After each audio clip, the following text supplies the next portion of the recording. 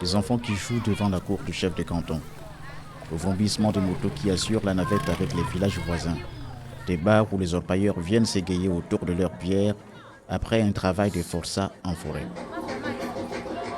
Toute une animation qui témoigne de la vitalité de la vie ici à Ekembele. Mais une vie qui comporte bien des limites.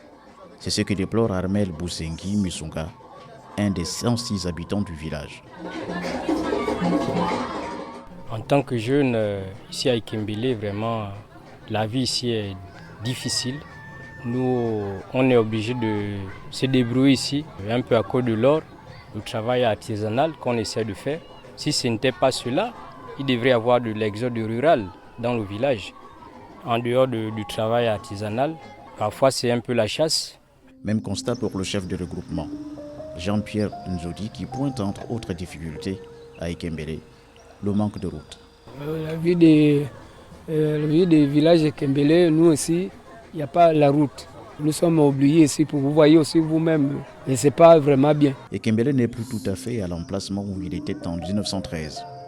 Le village a été déplacé d'environ 500 mètres vers la route nationale 2. Une route nationale qui n'a guère évolué, ressemblant par endroits à une piste sinueuse avec des éboulements et des risques d'accidents, surtout en période de pluie. Président du conseil départemental de Logulu, Jean-Rémy Oscar Manyanga, installé en janvier dernier, dévoile la stratégie de son département pour l'entretien de la route. Nous avons plutôt des partenariats avec TP. Vous avez vu Kamimongo, TP et Teke Mashima Ovala, les députés à l'Assemblée nationale et M. le maire également. Nous avons trouvé, avec l'apport des sociétés forestières et minières, du carburant pour aider TP à nous ouvrir les routes. C'est ce qui fut fait. Ce que je vous donne comme information, ce sont des stratégies peaufinées par nos soins pour attendre l'État. La route est loin d'être le seul problème d'Ekembele, qui manque aussi d'une structure de santé pour les malades. Sans lit, sans médicaments, le dispensaire en ruine est devenu un foyer de chauves-souris et autres qui ont rempli toutes les pièces de leurs excréments comme un tapis mouvant. Avec ses murs décrépits, son plafond en lambeaux, le bâtiment est devenu inopérant, contraignant le médecin à consulter dans sa résidence qui jouxte le dispensaire, du moins ce qu'il en reste. Car à l'image du dispensaire, la résidence de l'infirmier est elle aussi sur le point de voler en éclats avec la prochaine saison de pluie. Edouard Zondo. On n'a pas des équipements. Je parle concernant, par exemple, vous affectez un infirmier. Est-ce qu'il va dormir à même le sol? Il n'aura pas, par exemple, les boîtes de chirurgie, tout ça, machin. Bon, il n'y en a pas. Si quelqu'un se plaint, par exemple, il vient avec les blessures, les contusions, comme on appelle ça en santé. Un fois comment? Il n'y a pas de gants, il n'y a pas... Bon, en fait, l'équipement de tout ça, c'est dans l'assemblée de tout ça. Or, il n'y a pas de lits. Vous allez constater vous-même, par exemple, pour les ordonnances, ils sont obligés de prescrire et envoyer à Moula. Ils sont obligés d'amener la famille ici, au logement, et les consultants. La consultation se passe ici au salon. Et je cours des risques, parce qu'on ne sait pas quelle maladie la personne peut amener. En l'absence d'autres activités, les populations ont investi leur paillage illégal pour l'essentiel, et cela en dépit de l'existence des coopératives. Même certains élus ont créé leur société ici. Comment alors réguler cette intense activité aurifère qui prive l'administration locale des ressources substantielles? Le président du conseil départemental de Logulu revient sur les initiatives déjà prises. Jean-Rémy Oscar Manyanga.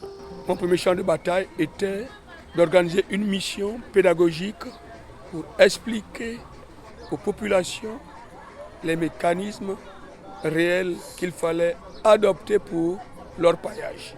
Il fallait donc se conformer à la loi. À la suite de ça, la SEM, la Société équatoriale des mines, a été chargée d'être le leitmotiv même de l'État pour que ceux qui sont rompus à cette tâche aillent se conformer à la SEM. Mais malheureusement, ce qui n'a pas été le cas. Il y a également une organisation propre aux coopératives. Cette idée avait été mûrie par l'État, c'était pour que ceux-là soient de façon rationnelle contributeurs au développement de leur propre localité. Mais une coopérative, je prends l'exemple d'Ovala, de Eteke ou de Ekembele ou de Yeno, devrait là-dedans concerner rien que les locaux. Village Tsogo, Ekembele s'est révolté en 1903 contre les brutalités de l'administration coloniale française. À la tête de la rébellion, le chef guerrier Mbombe Anyangé, qui infligea des revers importants aux troupes coloniales. En 1913, les renforts des soldats coloniaux dépêchés de Brazzaville vont faire de Kembélé l'un des théâtres les plus sanglants de ces affrontements avant la capture et l'assassinat de Mbombe Anyangé dans la prison de Mouila.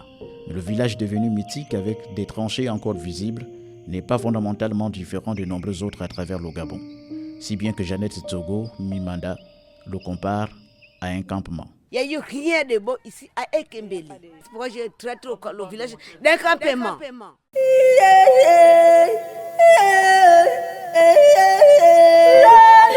24 FM, la voix du Gabon.